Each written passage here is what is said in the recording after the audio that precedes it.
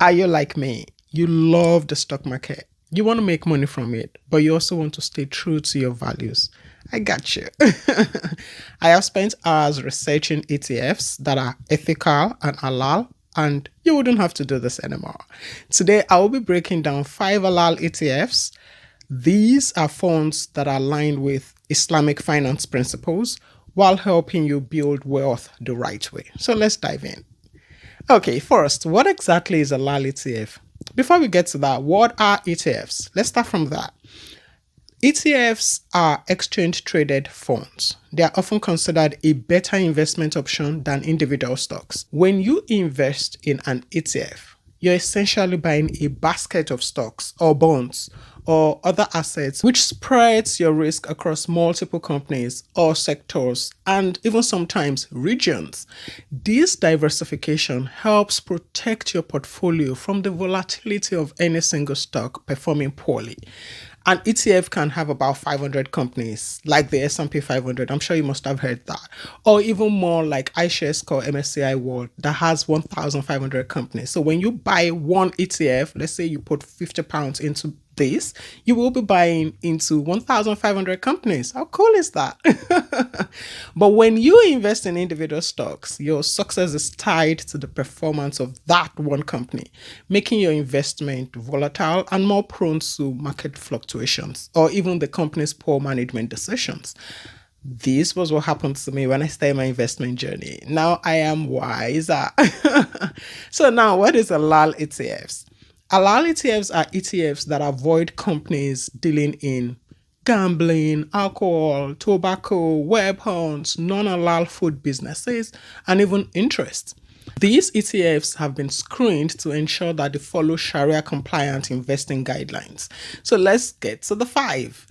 The first one is SPUS, which is SP Funds S&P 500 Sharia. This is a Sharia compliant version of S&P 500 index. So instead of investing in SPY or VUSA, which is Vanguard or VU, you can invest in this halal version. It is focused on big tech, healthcare, energy, just as the S&P 500.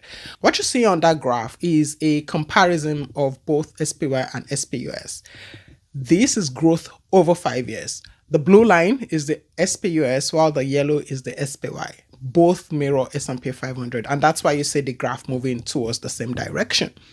The only difference is that SPUS excludes companies that are not Sharia compliant. And yeah, it's funny that the growth of SPUS is higher over the past 5 years, but this may not always be the case. Now, let's talk about expense ratio of the two. First, what is expense ratio? An expense ratio is that annual fee that investors in a mutual fund or ETF pay to cover the fund's operating expenses, including management fees, administrative costs, and other expenses. You have to pay attention to expense ratios because they directly impact the returns you would receive from your investments at the end of the day.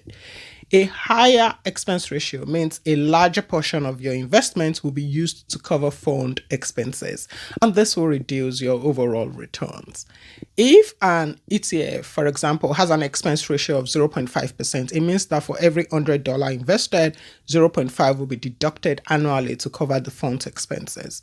A good expense ratio for actively managed fund is around 0.5 to 0.75, and an expense ratio greater than 1.5 is considered very high. So you have to be mindful. SPU's expense ratio, for example, has 0.45 and SPY is 0.0945%. Yeah, it's that low. And this is the point where I mentioned that halal ETFs are higher. That's the expense ratio for halal ETFs. They are higher. I understand halal ETFs manually vet every single one of those 500 companies every quarter to make sure they comply with the Sharia principles. And for me, I consider it a small price or a small sacrifice to pay to be ethically invested. The second halal ETF is the Wahid FTSE USA Sharia ETF. It has a ticker symbol HLAL. I call it halal. It provides exposure to Sharia compliant US large and mid-cap stocks, and like SPUS, it can also be considered a halal alternative to SPY, which is the S&P 500. It focuses on US equities that meet Sharia compliance criteria. I always advise, if you have SPUS, you do not need Halal, as they mirror the same S&P 500. So they're basically tracking the same companies.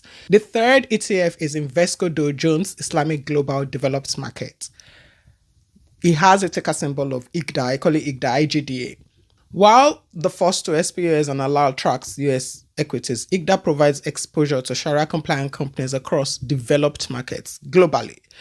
Closest to this is the conventional ETF Vanguard FTSE, FTSE developed markets, that has a ticker symbol VEA, something like that. So if you're looking for Sharia compliant version of this, IGDA is the best option. The fourth ETF is the iShares MSCI USA Islamic UCITS ETF. I call this ISUS. ISUS tracks the MSCI USA Islamic Index, and it offers exposure to US companies that comply with Sharia principles. And it has about 120 companies in it. So, of course, it is less diversified than SPUS. It is also looking at US stocks. Expense ratio for that is 0.3%. Lastly is the ISWD, iShares MSCI World Islamic UCITS ETF. This aims to replicate the performance of the MSCI World Islamic Index. It offers exposure to Sharia compliant companies across developed countries worldwide. It has an expense ratio of 0.3. Its conventional equivalent, which looks at global equity too, is the Vanguard Total World Stock ETF. The only difference is that ISWD adhere to Islamic investment principles. If you're thinking, okay, now I know there are Halal ETFs to buy, but sometimes all these ETFs fall, just as stocks, which makes me then question, is this investing thing really worth it? It is. And if you're having palpitations around the current stock dip, you should watch the next video so you know what to do when the stock prices fall. I'll see you in that video.